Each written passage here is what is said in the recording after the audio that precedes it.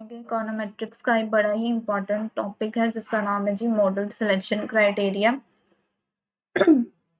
यह टॉपिक जो है एक बड़ा ही प्रैक्टिकल, एक बड़ा ही कॉमन प्रॉब्लम जो है वो एड्रेस करता है। जो जब हम एम्पिरिकल एनालिसिस करते हैं, जब हम रिग्रेशन रन करते हैं, तो ये वाला प्रॉब्लम जो है वो रिग्रेशन के दरमियान जो है वो इकोनोमेट्रिशियंस या इकोनॉमिस्ट को इनकाउंटर करना पड़ता है।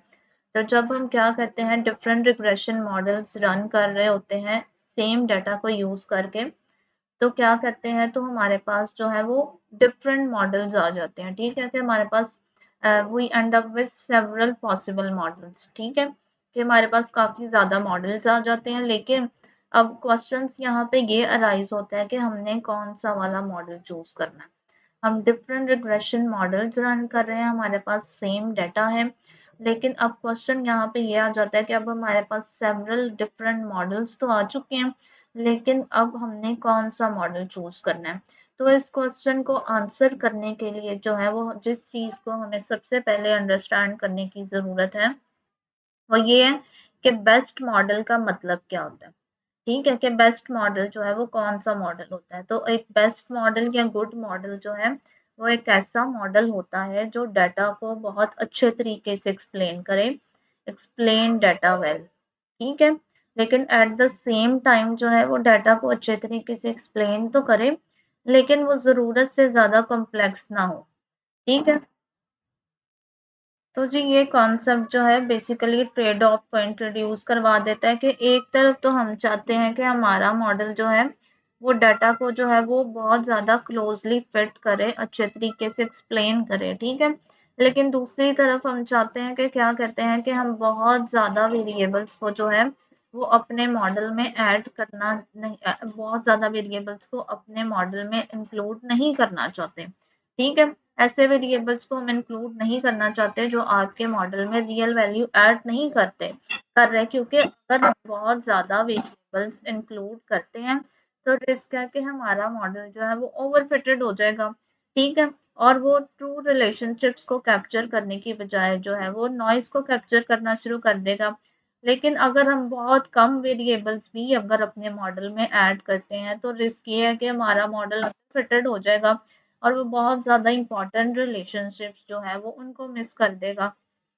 तो हमारा गोल क्या है, हमने एक ऐसा जो है वो मॉडल, गुड मॉडल क्या है कि ऐसा मॉडल जो डाटा को अच्छे तरीके से एक्सप्लेन भी करे और जो बहुत ज़्यादा कॉम्प्लेक्स भी ना हो। ठीक है, अब यहाँ पे एक और बहुत ज़्यादा इम्पॉर्टेंट कॉन्सेप्ट है जो जिसकी हमें अंडरस्टैंडिंग होनी चाहिए, वो है जी इन सैंपल की और वर्सेस आउट ऑफ सैंपल की। ठीक है, अब इन सैंपल और आउट ऑफ सैंपल परफॉर्मेंस का मतलब क्या होता है कि इन सैंपल परफॉर्मेंस का मतलब ये होता है कि डाटा जो है जिसका मतलब ये है कि मॉडल जो है वो डाटा को के साथ जो है वो परफेक्टली फिट है। ठीक है, जिसको हम मॉडल जो है वो परफेक्टली फिट है। ठीक है, जिसको हम यूज कर रहे हैं डाटा को एक्सप्लेन करने के लिए।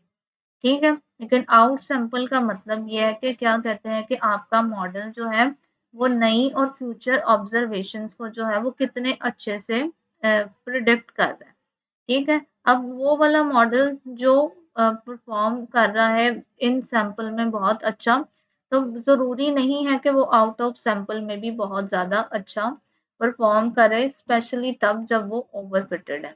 ठीक है, ये एक मॉडल जो इन सैंपल में तो बहुत ज़्यादा अच्छा परफॉर्म कर रहा है, लेकिन ज़रूरी नहीं है कि वो आउट ऑफ सैंपल में भी बहुत अच्छा परफॉर्म करे, स्पेशली तब जब वो ओवर फिटेड है।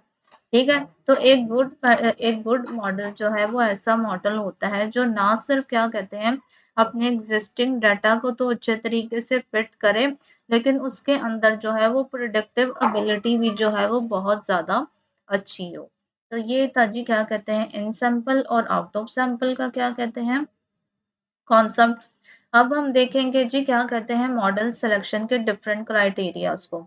तो मॉडल सिलेक्शन के जी यहाँ पे हम 6 क्राइटेरियाज को काफ़ी डिटेल में डिस्कस करेंगे कि जिनकी बेस पे हम मॉडल को सिलेक्ट करते हैं कि कौन सा मॉडल जो है वो हमने चूज करना है। तो सब पहला जी most commonly use model selection का क्राइटेरिया जो है वो यूज किया जाता है, उसे हम कहते हैं R square, coefficient of determination. ठीक है, coefficient of determination R square, जिसका फार्मूला ये है 1 minus residual sum of square divided by total sum of square. अब ये मेथड जो है ये हमें बताती है कि क्या कहते हैं कि आपके डिपेंडेंट वेरिएबल में जो है वो कितनी वेरिएशन जो है आपका मॉडल एक्सप्लेन कर पा रहा है, कि how much of the variation in the dependent variable is explained by the model. ठीक है, इसकी वैल्यू जो होती है वो 0 और 1 के दरमियान फॉल करती है। अगर वैल्यू जो है वो 1 के करीब है तो उसका मतलब ये है कि आपका मॉडल जो है वो बेटर फिट है, पर अच्छा आपका मॉडल जो है वो डिपेंडेंट वेरिएबल की वेरिएशंस को बहुत अच्छे तरीके से एक्सप्लेन कर रहा है। तो अगर उसकी वैल्यू क्लोज टू 0 है तो उसका मतलब ये है कि वो गुड फिट नहीं है, आपका मॉडल जो है वो डिपेंडेंट वेरिएबल की वेरिएशंस को अच्छे तरीके से एक्सप्लेन नहीं कर पा रहा।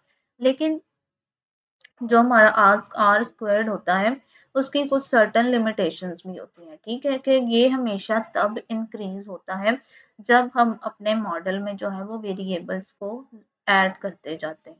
ठीक है, इवन अगर हम उन ऐसे वेरिएबल्स भी ऐड कर दें जो हमारे मॉडल के साथ रिलेटेड नहीं है, इररेलेवेंट है, तो एडिशनल वेरिएबल ऐड करने से, इररेलेवेंट वेरिएबल ऐड करने से भी हमारे आर स्क्वायर की वैल्यू जो है वो इंक्रीज होती है, जिसका मतलब ये है कि आर स्क्वायर की वैल्यू को जो है वो आर्टिफिशियली हम इम्प्रूव कर सकते हैं और जो है वो इंडिपेंडेंट वेरिएबल अपने मॉडल में ऐड करके। तो जब हम इररेलेवेंट वेरिएबल्स अपने मॉडल में ऐड करते हैं तो हमारा मॉडल जो है वो ओवरफिट हो जाता है। ठीक है, तो इस रीजन की वजह से आर स्क्वायर जो है वो एक मॉडल सिलेक्शन के लिए एक रिलायबल क्राइटेरिया नहीं कंसिडर किया जाता। तो आर स्क्वायर की प्रॉब्लम को ओवरकम करने के लिए जो है वो हम एडजस्टेड आर स्क्वायर का जो है वो क्राइटेरिया यूज करते हैं। अब बेसिकली ये मेथड जो है वो आर स्क्वायर को जो है मॉडिफाई कर देती है। ठीक है, कि ये किस तरह से मॉडिफाई करती है कि ये अपने फार्मूला में जो है by taking into account the number of explanatory variables in the model, कि ये जो है वो एक्सप्लेनेटरी वेरिएबल्स के जो नंबर्स को जो है वो मॉडल में अकाउंट करती है। तो ये जो है जी इसका फार्मूला। अब की फीचर जो एडजस्टेड आर स्क्वायर का जो की फीचर है वो ये है कि ये एडिशनल वेरिएबल्स की इंक्लूजन्स को, जब हम एडिशनल वेरिएबल ऐड करते हैं तो ये उन्हें पेनलाइज करते हैं। ठीक है, कि आर स्क्वायर के केस में तो ये था कि जैसे जैसे हम नए नए वेरिएबल्स ऐड करते जाते थे वैसे वैसे आर स्क्वायर की वैल्यू जो है वो इंक्रीज होती जाती थी, जो शो करता था कि मॉडल जो शो करता था कि क्या कहते हैं कि नए वेरिएबल्स जो हैं वो इम्प्रूव कर रहे हैं मॉडल को सफिशेंटली। लेकिन अगर क्या कहते हैं इवन एडेड वेरिएबल जो है वो मीनिंगफुली ना भी कंट्रीब्यूट कर रहे हों, लेकिन एडजस्टेड आर स्क्वायर जो है, लेकिन एडजस्टेड आर स्क्वायर के केस में जो है वो जब हम वेरिएबल्स को ऐड करते हैं तो वो वेरिएबल जो है वो जो कंट्रीब्यूट नहीं कर पा रहे मीनिंगफुली, तो एडजस्टेड आर स्क्वायर जो है वो डिक्रीज करेगा। ठीक है, if the added variable does not contribute meaningfully, the adjusted r square will decrease, कि वो वेरिएबल जो हमने अपने मॉडल में ऐड की है अगर वो इररेलेवेंट है तो हमारे एडजस्टेड आर स्क्वायर की वैल्यू जो है वो डिक्लाइन करेगी। ठीक है, इसलिए जो है ये वाला जो हमारा क्राइटेरिया है ये एक परफेक्ट बैलेंस प्रोवाइड करता है गुडनेस ऑफ फिट के दरमियान और मॉडल की कॉम्प्लेक्सिटी के दरमियान, क्योंकि एडजस्टेड आर स्क्वायर की हायर वैल्यू जो है वो शो करती है कि आपका मॉडल जो है वो बेटर फिट है। ठीक है, तो आर स्क्वायर का एडवांटेज क्या है कि ये ओवर फिटिंग को प्रिवेंट करता है, ओवरफिटिंग को प्रिवेंट करता है और एडजस्टेड आर स्क्वायर की वैल्यू तब ही इंक्रीज होती है अगर जो हमने एडिशनल वेरिएबल ऐड किया है वो यूजफुल है, वो आपके मॉडल से रेलेवेंट है।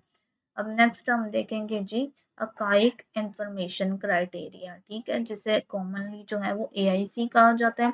अब इस क्राइटेरिया को जो डिजाइन किया गया है बैलेंस ऑफ फिट को जो है वो मॉडल की बैलेंस ऑफ फिट को जो है वो बैलेंस ऑफ फिट को कॉम्प्लेक्सिटी के साथ जो है वो मॉडल की जो फिटनेस है और उसकी कॉम्प्लेक्सिटी के दरमियान बैलेंस क्रिएट करने के लिए जो है वो इस क्राइटेरिया को जो है वो डिजाइन किया गया है। अब इस क्राइटेरिया के अंदर जी एक पेनाल्टी होती है। पेनाल्टी टर्म होती है किसके लिए कि number of parameters in the model के लिए जो है इस क्राइटेरिया में जो है उन्होंने एक पेनाल्टी ऐड की होती है। तो ये बेसिकली एआईसी का जो फार्मूला होता है वो लॉ के फॉर्म में होता है, जिसका जी यहाँ पे एक्सप्रेशन ये इस फॉर्म में जी इसका फार्मूला होता है। अब एआईसी के बिहाइंड जो आइडिया है वो बहुत ज़्यादा सिंपल है, ठीक है, कि वो ऐसा मॉडल जिसका रेजिडुअल सम ऑफ स्क्वायर जो है वो अगर स्मॉल है, आरआरएस जिस मॉडल का स्मॉल है तो वो जी परफेक्ट फिट जो है वो प्रोवाइड करेगा। लेकिन अगर हम अपने मॉडल में जो है मजीद वेरिएबल्स को ऐड करेंगे तो इससे क्या होगा, उसकी कॉम्प्लेक्सिटी इंक्रीज होगी। तो एआईसी क्राइटेरिया जो है वो इन दोनों एस्पेक्ट्स को कंबाइन करता है, ठीक है, रेजिडुअल सम ऑफ स्क्वायर मतलब परफेक्ट फिट के और कम्प्लेक्सिटी के दोनों एस्पेक्ट्स को जो है वो कंबाइन करता है और आपको एक सिंगल वैल्यू प्रोवाइड करता है।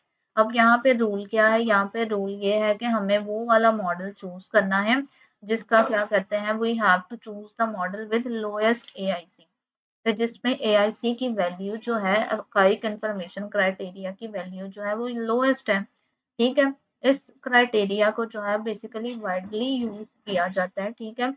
आप इस क्राइटेरिया को वाइडली यूज करते हैं किसमें, क्या कहते हैं, जब आपके मॉडल जो है वो टेस्टेड नेस्टेड मॉडल्स में इसको वाइडली यूज कर किया जाता है, नॉन नेस्टेड मॉडल्स में इसको वाइडली यूज किया जाता है, ठीक है। इसके अलावा ये इन सैंपल के लिए भी और out of the sample evaluation के लिए भी जो है वो बहुत ज़्यादा यूजफुल होता है, ठीक है। तो ये था जी अकाइक इंफॉर्मेशन क्राइटेरिया और ये उसका फॉर्मूला था।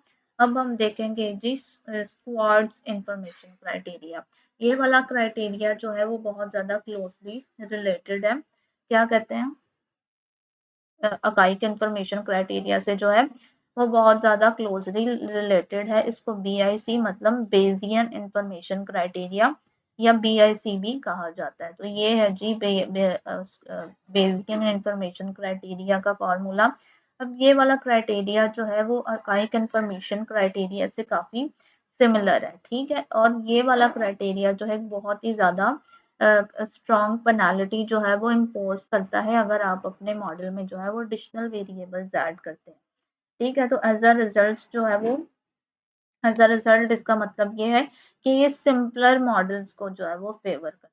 तो अगर हम एआईसी को, ठीक है, और एसआईसी को अगर कंपेयर करें तो क्या कहते हैं, तो अगर हम एआईसी क्राइटेरिया काइक इंफॉर्मेशन क्राइटेरिया तो और बेजियन या स्क्वाड्स इंफॉर्मेशन क्राइटेरिया को अगर हम कंपेयर करें तो ये बहुत ज़्यादा इम्पॉर्टेंट है नोट करना कि क्या कहते हैं कि जो हमारा अकाइक इंफॉर्मेशन क्राइटेरिया है वो स्लाइटली लार्जर मॉडल जो है वो सिलेक्ट कर सकता है, लेकिन जो हमारा बेजियन या स्क्वाड्स इंफॉर्मेशन क्राइटेरिया है वो ज़्यादा कंजर्वेटिव है, ठीक है, और वो ज़्यादा जो है वो मोर पार्सिमोनियस स्पेसिफिकेशंस को जो है वो प्रेफर करते हैं। तो यहाँ पे डिसीजन रूल जो है वो सेम रहेगा कि यहाँ पे जो है वो इस क्राइटेरिया के मुताबिक हम वो वाला मॉडल चूज करेंगे जिसमें हमारी बेजियन इंफॉर्मेशन क्राइटेरिया या स्क्वाड्स इंफॉर्मेशन क्राइटेरिया की जो वैल्यू है वो लोएस्ट होगी। वो वाला model with the lowest value of criteria वो वाला मॉडल चूज किया जाएगा जिसमें इस क्राइटेरिया की वैल्यू जो है वो लोएस्ट होगी अगर हम इस क्राइटेरिया को फॉलो कर रहे हैं। अब एक और बहुत ज़्यादा यूजफुल मेजर है जिसका नाम है जी मेलोस सी मेजर, ठीक है, मेलोस सी, ठीक है। अब ये भी एक और क्राइटेरिया, इस क्राइटेरिया को भी जो है वो यूज किया जाता है, क्या कहते हैं, रिड्यूस्ड मॉडल्स को जो है वो फुल मॉडल के साथ कंपेयर करने के लिए, ठीक है। This criteria is used to compare a reduced model with a full model.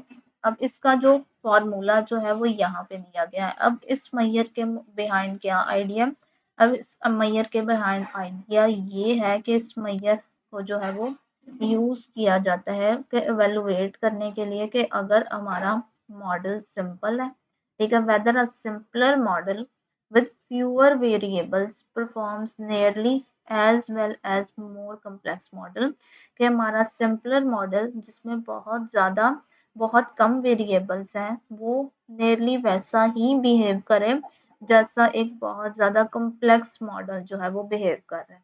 तो एक डिज़ायरेबल मॉडल इस केस में वो होगा जहाँ पे हमारी सी की वैल्यू जो है वो क्लोज होगी number of parameters in the model.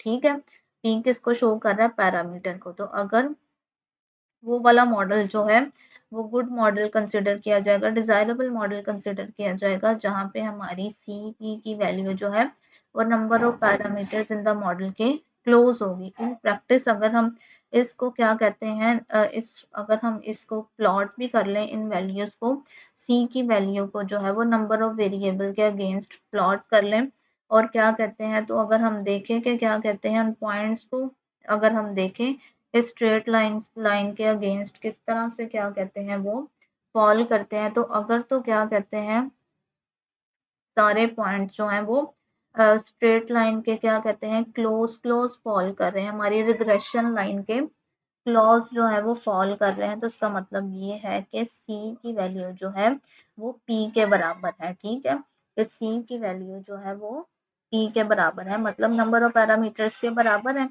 तो ये शो कर रहा है कि क्या कहते हैं कि हमारे मॉडल ने जो है वो एक गुड बैलेंस जो है वो मेंटेन कर दिया है फिटनेस के दरमियान और सिंप्लिसिटी के दरमियान। ठीक है, तो एक गुड मॉडल कौन सा है? वो वाला मॉडल गुड है जहाँ पे हमारी सीपी की वैल्यू जो है वो हमारे नंबर ऑफ पैरामीटर्स के बराबर है। तो और हमें रूल क्या है इसका, हमने वो वाला मॉडल चूज करना है जहाँ पे या तो सीपी की वैल्यू बहुत ज़्यादा स्मॉल हो या उसकी वैल्यू जो है वो नंबर ऑफ पैरामीटर्स के बराबर हो। लास्टली हम कंसिडर करेंगे, हम देखेंगे फोरकास्ट बेस्ड क्राइटेरिया, जिसमें जो है वो काई स्क्वायर मेजर ऑफ और फोरकास्ट एरर्स को जो है वो यूज किया है। फोरकास्ट मैयर मतलब forecast based criteria chi square को जो है वो इसमें फोरकास्ट एरर के मतलब काई स्क्वायर की मैयर को फोरकास्ट एरर के लिए जो है वो यूज किया गया। अब इस अप्रोच का पर्पस ये है कि क्या कहते हैं कि एवेलुएट करना कि आपका मॉडल जो है वो न्यू डाटा को प्रोडिक्ट करने में कितना अच्छा जो है वो परफॉर्म करता है। ठीक है, कि यहाँ पे जो फोकस जो है वो फिटनेस पे नहीं है। ठीक है, कि यहाँ पे क्या कहते हैं कि आपके सैंपल की फिटनेस पे फोकस नहीं है। ये मेथड जो है बेसिकली कंपेयर करता है, ठीक है, कि प्रिडिक्टेड वैल्यू को एक्चुअल वैल्यूज के साथ आउटसाइड द सैंपल। ठीक है, कि एक मॉडल जो क्या कहते हैं a model that produces smaller forecast errors is considered better, कि ऐसा मॉडल जो बहुत ज़्यादा छोटे फोरकास्ट एरर्स जो है वो प्रोड्यूस करता है तो उसे बहुत ज़्यादा अच्छा कंसिडर किया जाता है। अब ये अप्रोच जो है वो एम्फसाइज करती है मॉडल की प्रैक्टिकल यूजफुलनेस पे और उसकी रियल वर्ल्ड एप्लीकेशन। ठीक है, कि पर्पस क्या होता है इसका, एवेलुएट फोरकास्ट परफॉर्मेंस और compare predicted values with actual values. और जितने ज़्यादा हमारे फोरकास्ट के एरर्स छोटे होंगे उतना ज़्यादा हमारा मॉडल जो है वो बेटर होगा। तो क्या कहते हैं, तो यहाँ पे बेसिकली कि हमने सिक्स क्राइटेरियाज को देखा। ठीक है, मॉडल सिलेक्शन के सिक्स क्राइटेरियाज को देखा, जिसमें हमने देखा आर स्क्वायर को देखा। ठीक है, कि हमारा आर स्क्वायर जो था वो गुडनेस ऑफ फिट को मैयर तो करता था लेकिन कॉम्प्लेक्सिटी को पैनलाइज नहीं करता था। हमने एडजस्टेड आर स्क्वायर को देखा। ठीक है, कि एडजस्टेड आर स्क्वायर जो है वो किस तरह से एडिशनल वेरिएबल्स को जो है को जो है वो पैनलाइज करता था, कि अगर क्या कहते हैं कि अगर वो वेरिएबल आपके डिपेंडेंट वेरिएबल के साथ रिलेटेड नहीं है तो एडजस्टेड आर स्क्वायर की वैल्यू जो थी वो डिक्लाइन करती थी, और अगर रिलेटेड थी तो एडजस्टेड आर स्क्वायर की वैल्यू जो थी वो इंक्रीज करती थी। फिर हमने अकाइक इन्फॉर्मेशन क्राइटेरिया देखा और एसआईसी बेजियन इन्फॉर्मेशन क्राइटेरिया देखा। तो दोनों क्राइटेरिया जो थे वो बैलेंस फिट और कॉम्प्लेक्सिटी को जो थे वो fit fitness of the model और कॉम्प्लेक्सिटी दोनों को जो थे वो बैलेंस आउट करते थे। लेकिन जो हमारा बेजियन इंफॉर्मेशन क्राइटेरिया या स्क्वाड्स इंफॉर्मेशन क्राइटेरिया है वो ज़्यादा स्ट्रॉन्गर पेनाल्टी इम्पोज करता है और वो सिंपलर मॉडल्स को जो है वो प्रेफर करता है। फिर हमने मैलो सीपी वाला इंफॉर्मेशन क्राइटेरिया देखा, जिसमें हमने देखा कि क्या कहते हैं कि वो रिड्यूस मॉडल्स को फुल मॉडल्स के साथ कंपेयर करता है और एंड पे हमने क्या कहते हैं फोरकास्ट बेस्ड मैयर को देखा, जिसमें फोरकास्ट बेस्ड मैयर करती है मॉडल की प्रिडिक्टिव परफॉर्मेंस को। तो ये थी जी हमारे 6 इन मॉडल सिलेक्शन के क्राइटेरियाज। आई होप आप लोगों को अच्छे तरीके से समझ आ गई हो।